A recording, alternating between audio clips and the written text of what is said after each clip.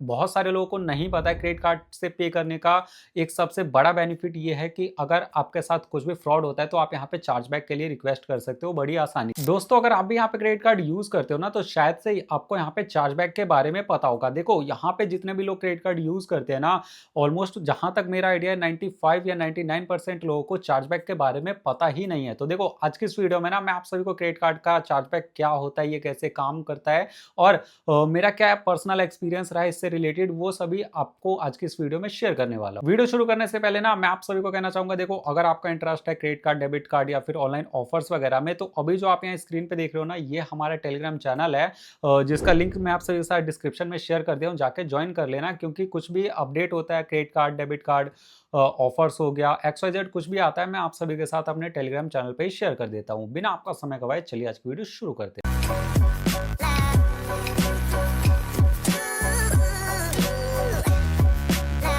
अब देखो सबसे पहले ना मैं आप सभी को बता देता हूँ कि चार्जबैक जो है वो होता क्या है। मान के चलो मैं XYZ वेबसाइट से शॉपिंग करता हूँ और वहां पे मैंने क्रेडिट कार्ड के थ्रू पेमेंट किया या फिर कुछ भी गुड्स वगैरह बाय किया या कोई सर्विस बाय किया, और जो पेमेंट है वो मैंने अपने क्रेडिट कार्ड को यूज करके किया, लेकिन जो सामने वाली कंपनी है जिसको मैंने पेमेंट किया वो मुझे उस ट्रांजेक्शन के बदले सर्विस नहीं दे रहा है या फिर जो भी मैंने बाय किया है प्रोडक्ट नहीं दे रहा है और उनके साइड से कुछ भी वहां पे रिस्पॉन्स भी नहीं आ रहा है, तो उस सिनेरियो में मैं अपने क्रेडिट कार्ड का भी जो भी बैंक है उनको कॉल करके चार्जबैक के लिए रिक्वेस्ट कर सकता हूं। अब इसका ना मैं आप सभी को दो रियल एग्जांपल दे देता हूं। देखो पहला एग्जांपल जो वो मेरे ब्रदर के साथ है, मतलब उनका जो एक्सपीरियंस है वो शेयर कर देता हूं। वो कहीं किसी स्टेट में घूमने गए थे और वहां पे उन्होंने होटल बुक किया ऑनलाइन, जैसे कि करते हैं, मान के चलो ओयो हो गया या फिर और भी कई सारी वेबसाइट कंपनीज है जो कि ऑनलाइन होटल बुक करने का ऑप्शन देता है। तो वहां पे जो भी चीजें एप्लीकेशन में शो की गई, जैसे कि इमेज दिखाया गया, बेडरूम दिखाया गया, XYZ चीजें, जब वो लोग वहां पे रियलिटी में पहुंचते हैं तो वहां पे वैसा कुछ भी नहीं होता।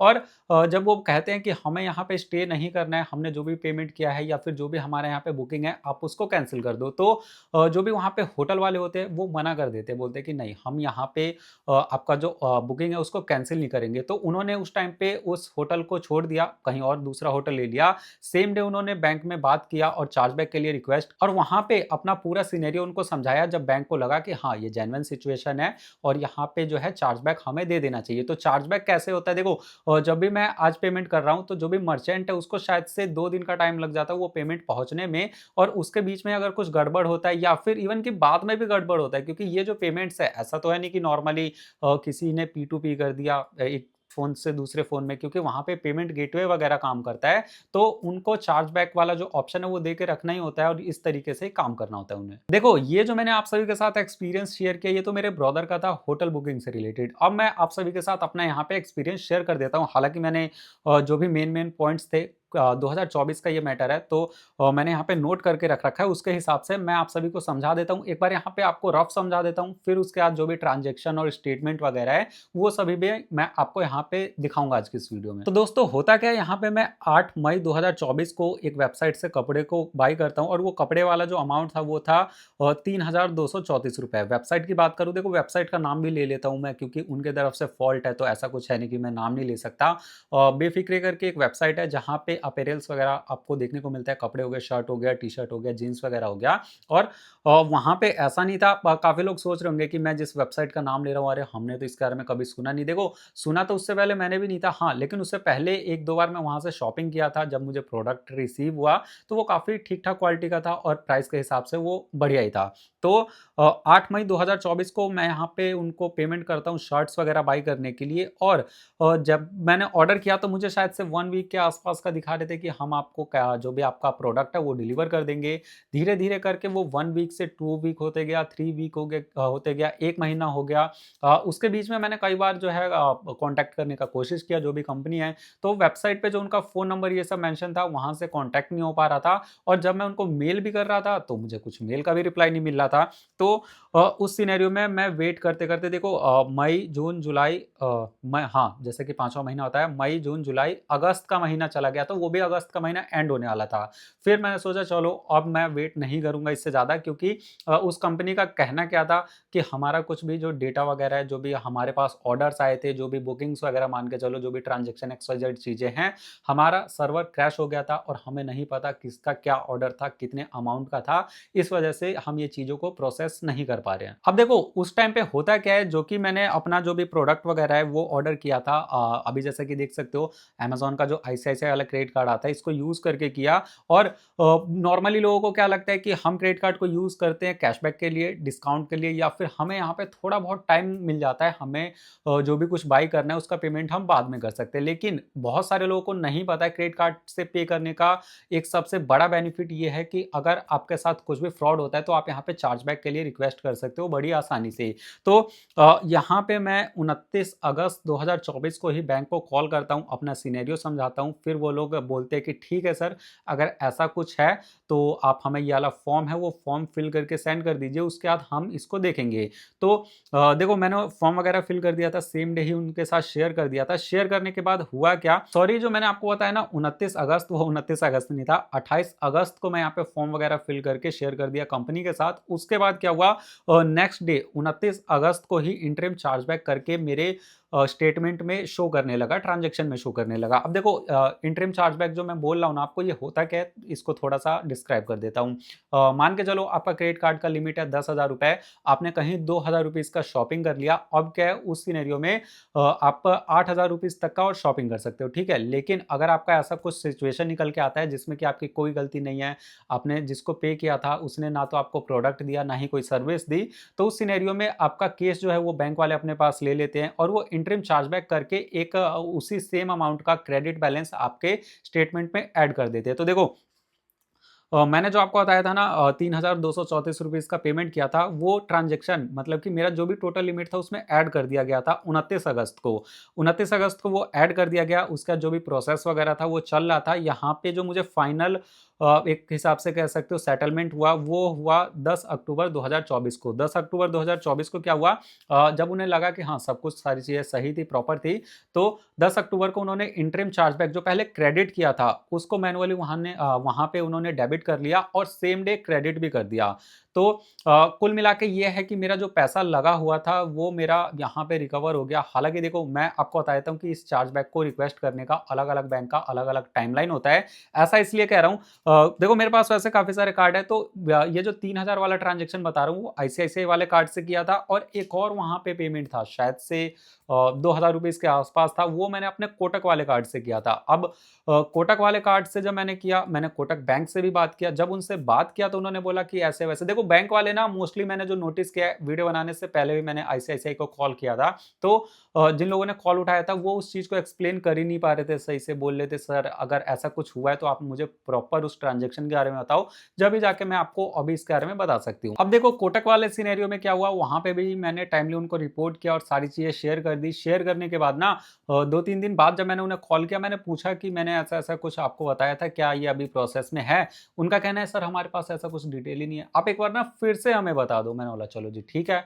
मैंने उन्हें फिर से बताया, सेम चीज़ मेरे साथ 2 से 3 बार इन्होंने रिपीट कर दिया। रिपीट करने के बाद जब इन्होंने फाइनल सारी डिटेल्स लेके वहाँ पे सबमिट किया, मुझे कॉल करके कहते हैं कि सर आपने जो भी यहाँ पे अपना चार्जबैक के लिए रिक्वेस्ट किया था वो टाइमलाइन से बाहर हो गया। अब बताओ, मतलब कि एक बंदे ने पहले आप सभी को रिपोर्ट किया, सारी चीज़ें थी, उसके बाद अगर आप लोग ऐसा कह रहे हो तो इसका कोई मतलब ही नहीं बनता। तो चलो ये तो मेरा एक्सपीरियंस था कोटक के साथ, आईसीआईसीआई बैंक के साथ। अब मैं आप सभी को ना यहाँ पे एक बार कंप्यूटर पे चल के आपको दिखा देता हूँ कि किस डेट को क्या ट्रांजैक्शन था और कैसे ये चीज़ें काम की। तो दोस्तों जैसा कि आप सभी देख ही सकते हो, यहाँ मैं अपने कंप्यूटर पे आ गया हूँ और यहाँ पे मैंने अपने सभी जो भी स्टेटमेंट वगैरह है उसे ओपन कर लिया है और साथ में फॉर्म वगैरह भी यहाँ पे ओपन कर लिया हूँ। तो देखो मैं आपको जो बोल रहा था ना 8 मई 2024 को मैंने यहाँ पे बाई किया था और देख सकते हो ये जो पेमेंट गया है वो ईस्ट बस के मर्चेंट पे गया है और यहाँ पे जो अमाउंट भी है वो 3,234 रुपए का, ठीक है। अब ये तो हो गया कि मैंने किस डेट को यहाँ पे पेमेंट किया था प्रोडक्ट को बाई करने के लिए। अब मैं आप सभी को दिखाता हूँ कि जब मैंने चार्जबैक के लिए रिक्वेस्ट किया तो वो चीज़ें किस तरीके से काम करी। एक बार ना इससे पहले मुझे लगता है स्टेटमेंट दिखाने से पहले लगता है कि आप सभी को फॉर्म दिखाना अच्छा होगा। तो देखो यहाँ पे जैसा कि देख सकते हो कार्ड ट्रांजैक्शन डिस्प्यूट फॉर्म है ये और यहाँ पे क्या है कि कस्टमर इन्फॉर्मेशन आप सभी को फिल करना होता है। अगर कोई पर्सन देख रहा है तो देख लो, वैसे ज़्यादा कुछ मुश्किल इसमें होता नहीं है, बेसिक सी चीज़ें आपको मेंशन करनी होगी। तो आपका यहाँ पे क्रेडिट कार्ड, डेबिट कार्ड, शायद से चार्जबैक वाला जो चीज़ है डेबिट कार्ड के साथ भी काम करता है, जब भी यहाँ पे मेंशन किया गया है। तो सिंपल सा यहाँ पे फुल अपना जो भी कार्ड नंबर है वो फिल करना होता है, और फॉर्म जो है आप जिस डेट को फिल कर रहे हो वो डेट आपको यहाँ पे फिल करना है। जैसे कि यहाँ पे 28 अगस्त का है, वो देख सकते हो। कस्टमर नेम में आपको कस्टमर नेम यहाँ पे फिल कर देना है।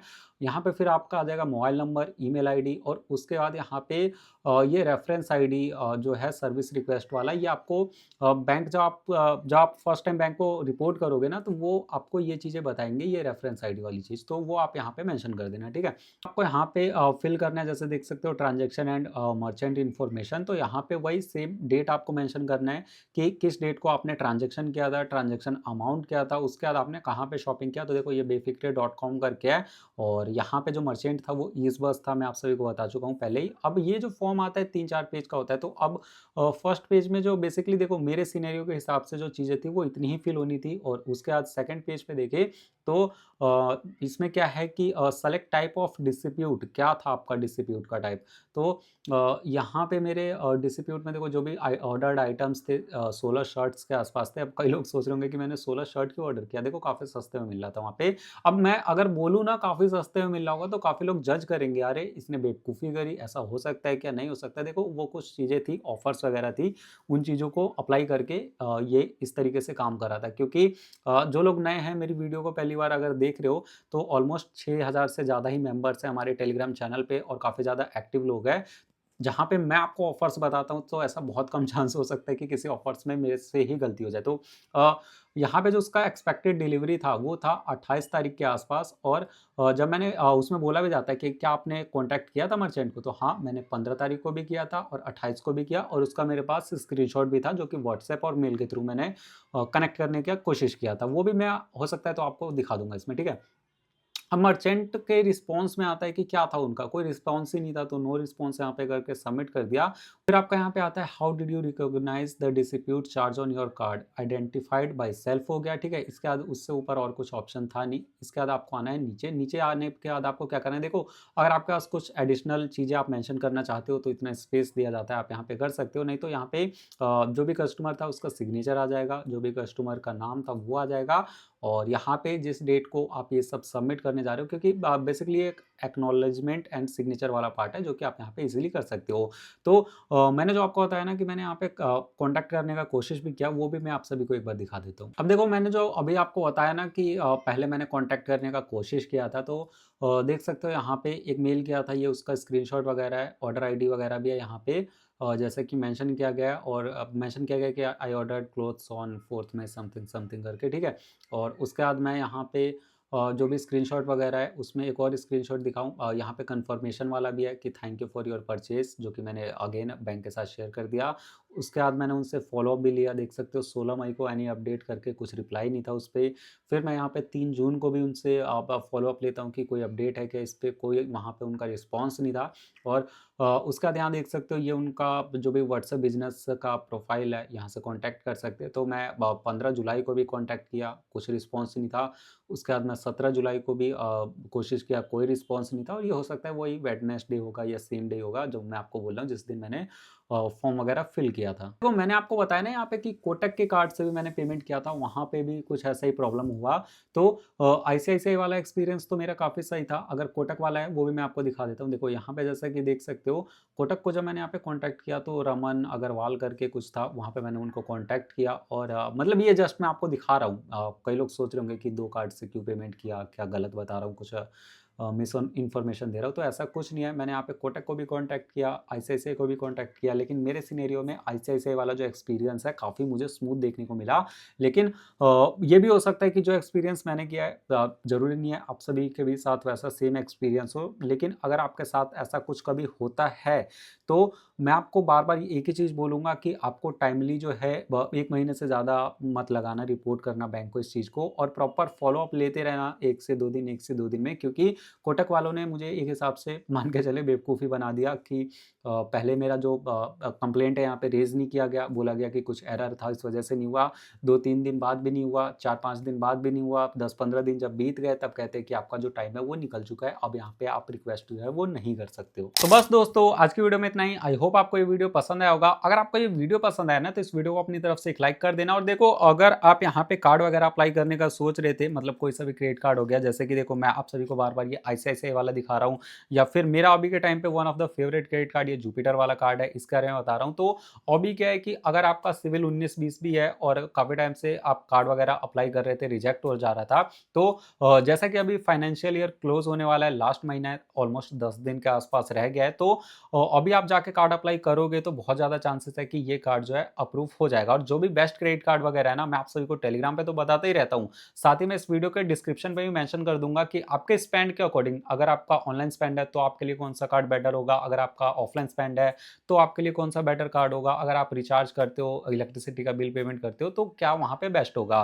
तो अगर आपको इस वीडियो से कुछ भी सीखने को मिला, कुछ भी समझने को मिला, तो कमेंट करके ज़रूर से बताना कि हाँ भाई, ये वीडियो अच्छा था, आपने बनाया, इसके बारे में मुझे नहीं पता था। फिलहाल की वीडियो में इतना ही दोस्तों, जय हिंद, वंदे मातरम।